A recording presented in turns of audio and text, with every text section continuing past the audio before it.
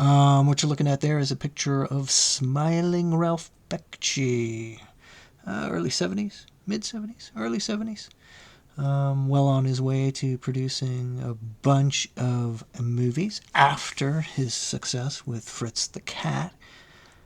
He go on to do movies like, Wizards, Fire and Ice. Don't forget Heavy Traffic. That was right after Fritz. Coonskin, Hey Good Looking, etc., etc. Lord of the Rings, actually, was one of them too. Celebrated, animator. Legend, actually. But before all that, as we know, he took the reins during the second season of the 67 Spider-Man series. Coming off the Rocket Robin Hood series of Grantree and Lawrence, but now working for Krantz Animation. And that's where I want to pick up. In particular, I was looking at the episode in Season 3 known as Revolt in the Fifth Dimension. Presenting the evil Infinada and some, I don't know, some pretty innovative ideas and artwork. A lot of people associate that particular episode with an acid trip. This is debatable. I think, it's important to remember that it was the 60s and Ralph was on his way towards, an honest approach to what he was seeing around him. I don't know how far he would have gone with Spider-Man in particular, but it would show in the movies to come. So, I don't know. Opinions vary on that particular episode, but I'll just say this, that as a 70s kid, that series, that particular episode was burnt into my brain. And Infinada was definitely one of the scary villains of my youth that used to, curl my toes in fear and shit. There were a few of them. He was definitely one of them. The other one was Bigfoot, or Sasquatch, from the $6 Million Man cartoon. And the other one, there was one other, but it escapes me now. Doesn't it figure? You start rolling and you forget. But anyway, let's pick up where we left off, where I was showing you some imagery and what was possible in the re-rendering of things. Acrylic on paper. Also taking a look at, simple brush stroke work with India ink.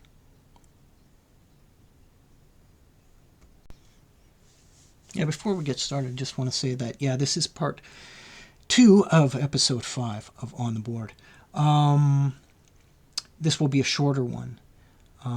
The third and final episode will show some of the finished products. But, what you're looking at here, though, is just another demonstration of one of the images from that particular episode in the series. Infinada's waving his fist around and, disputing something, some sort of interference in his plan kind of thing. But again, remember, simple line work, right? Very simple cartoon imagery. You could compare it to like coloring book work even. It's so simplistic. And just, we had mentioned something about single stroke lines to maintain grace and maintain even tapering in the thickness of line, etc. And how that even the intricacies of a hand, per se, with digits and phalange, they're all still simple line works that, like, they're simple lines pulled together to form the structure of the hand and that sort of thing. Well, anyway, there's another one.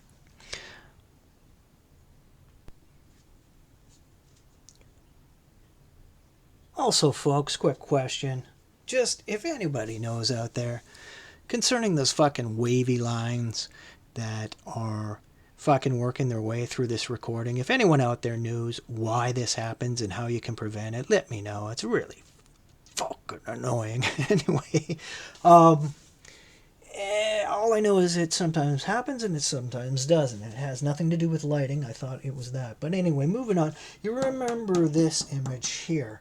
This particular piece, let's see, to give an idea,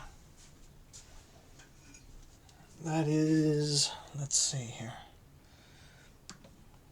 it's in the flexi curve. We'll get a quick, what is it? It's like 18 by, no, sorry, again, that would be, oh, gee, that would be 19 long and about 12 3/4 high.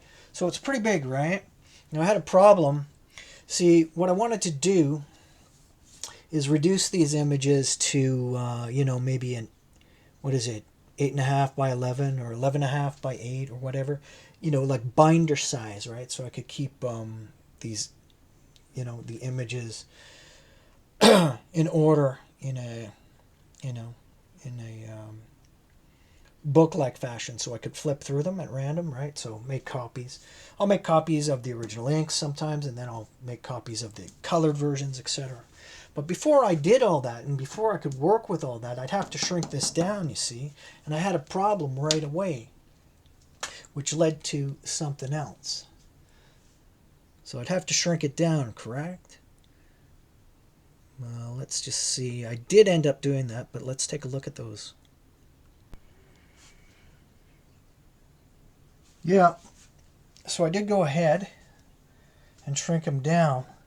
But if you notice something, what's with this here? Whoa! What's with Buddy? How did this happen, right? Okay, what are we talking about here? Look at this. This whole section comes off, and underneath it you have another image. It's the same image, but this is spaced over. Why this happened? What happened was the, you know, the larger, what, 19 by 12 3/4 was so fucking big, it wouldn't fit on the screen at my local office supply store photocopy machine, right? So I couldn't do it. So what I had to end up doing is like lay the picture in sections, like, you know, we'll do this portion first, and then, you know, right, then do this portion, right, and then take sections of it at the same time while, you know, reducing the size by, like, say 60%, shrinking it so that your copies are that much smaller, and then take those copies and paste the sections together, right, until you had the full image, and then go and photocopy them into one solid copy, if you know what I mean. So I would, and I went ahead and did that, and then, of course, when I had a copy, spliced together, whatever, I went ahead with my acrylics. This is the original acrylic paint on the paper. This isn't the original inks, of course. The original inks are the larger portion I showed you, but these are the original colors over the photocopy, and there you go. This one was chosen because it was going to go against a background. As you can see, there's no background put in here. It's all left blank. There's a reason for that, because I would later, after getting a copy of that picture, as you can see here, see, you know, the copying, I gotta admit, it smooths things out a bit. You get less texture. You get less paint texture, if you know what I mean. You don't get crevices and stuff, so it clears it up. So I'd take something like this and cut out, you know, the figure out of a photocopy of the image, so I could lay it over top of a background. And that's kind of what I'm working my way up to getting into here. Yeah, now the other main figure was this guy here. Hello, my baby. Hello, my darling. Hello, my... This guy? This was one of the first Infinita drawings, right? That were done, Oh God, previous episodes. I think you can find them on Sticky Notary, maybe first or second on the board. Well, you'd have to check. I can't. I don't have that in front of me right now, but whatever. Sure to find them. But yeah, here's a photocopy of the original acrylic on paper, cut out. Right again. It's sort of when you. 1 second, please. We've got a technical difficulty here. 1 second. Yeah, it really just only makes sense, right? See, like in animation, you'd have these figures, right? Perhaps the mouth was moving, but they throw them up against the background that's already painted in. So they're separate from the actual picture. So that's what I ended up doing for no real reason, but except for the joy of creating these things, right? Where I'll put that up against my background, just like the last figure image I showed you. It'll go up against its own background, right? That's the idea.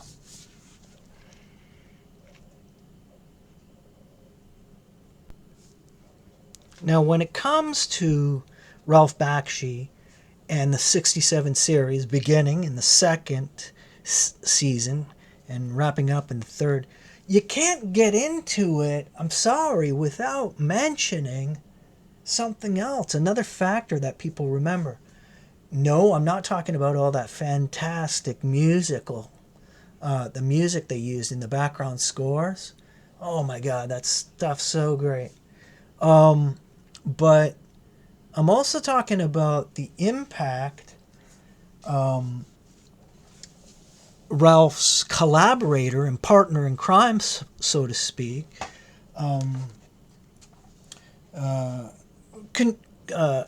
contributed. And that was Johnny Vita.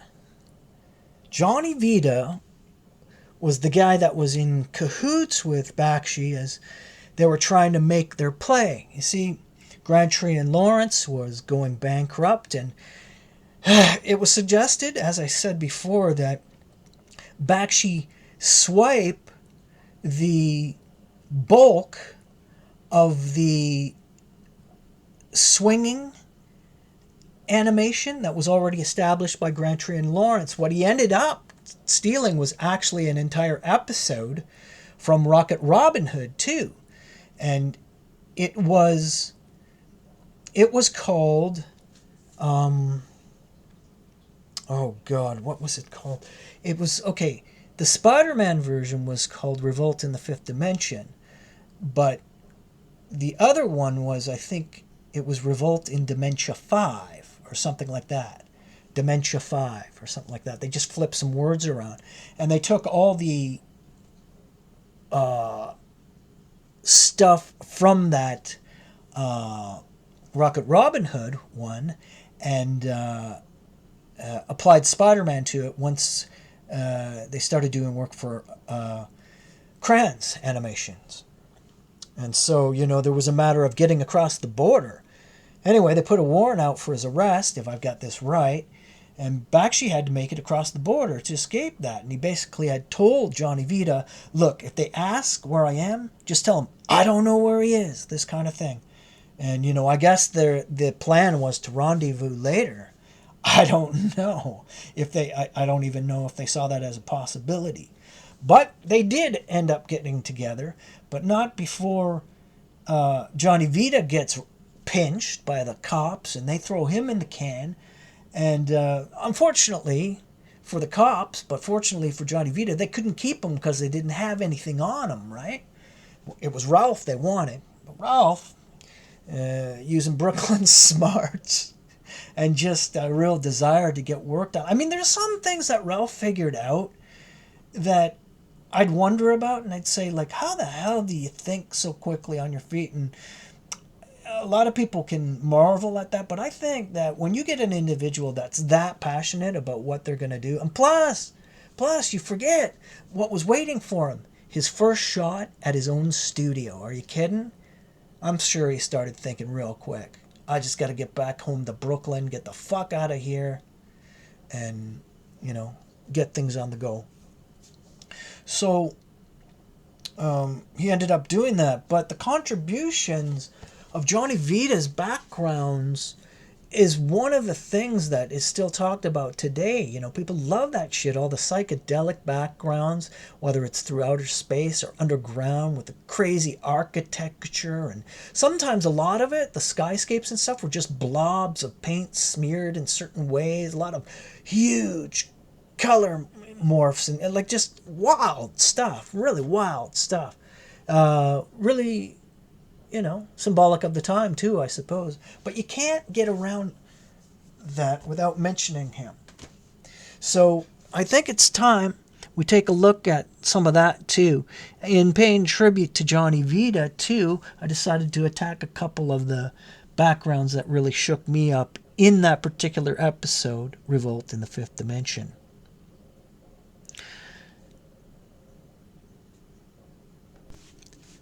And as a primer, let me remind you that all the work done, whether it's on the characters themselves, the figures, or what I'm going to show you in the next episode, the background work, it's all acrylic on paper. And the thing I want to point out about it is that although I was really pleased with the results, the stuff was really easy. And as I show it, I want to tell you what the process was. It was surprisingly simplistic, but really good results. But as a primer, I'd also like to show you a couple of backgrounds I threw on a couple of the characters from that production. Atham and his buddy in the opening scene were the two little Martian dudes, or the two little aliens. We'd call them aliens, but they were back in their own home planet of Garth, right? Where they're talking, and I applied some color there and slapped in some backgrounds. You wouldn't believe how quickly those backgrounds took place, but they come off. It works. Let me show you those. Well, there you go. There's our boy Atham, breaking it down for his buddy before he makes his departure. But anyway, yeah, I mentioned in the last portion of the episode, first portion I should say, about the difficulty about ellipsing and all that. But anyway, on to the color. Yeah, came up with just a simple Christmas green for his colors. It was work, brown, wash, inked it in, did it. But this stuff back here, it's just, you know, this violet coloring here. The purple and stuff. Real simple, just washing it in. Heavy, dark portion of it, of the color mixed, and a lighter portion, swirling it through, and then just washing it here and there until it becomes kind of, you know, almost abstract, almost liquid, the sky. And then I just, you know, dotted out with white acrylic these stars, and a few of them I put a twinkle in. That's about it. Let me see. Let's take a look at the other one, and then we'll move on. And there's the second one, 17 by 11. Both of those pages are actually 17 by 11. Again, violet acrylic, right? And you got close tonal values, right? Pinks and purples, whatever. The same skyscape as the last picture. But I like this one because, well, you know, the craters give an effect of detail, but I tell you, a lot of this is just blotch work. You wouldn't believe how easy this stuff is. But what really gives it impact is cracked shadow along the edge. You know, a big fan of cracked shadow when it can be applied. It shouldn't always be applied, but it works with this. And the main thing to remember is just how easy this is. So there he is, right? Yeah, I want to emphasize that point, how easy it is, the acrylic on paper, and how fun it was. That's the thing. Like, this isn't about going for perfection or anything. It's just another instance where an overgrown kid is having a lot of fun with these images and stuff, and reminiscing a bit.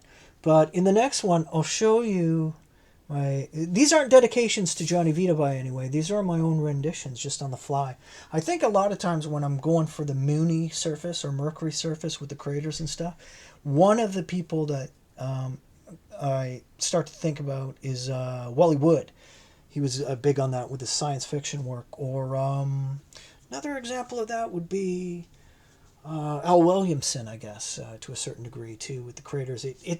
Like the thing is, people will look at stuff like that, the creator work, and say, "Wow, it's really intricate and detailed and stuff." But the thing is, it's the easiest thing to render.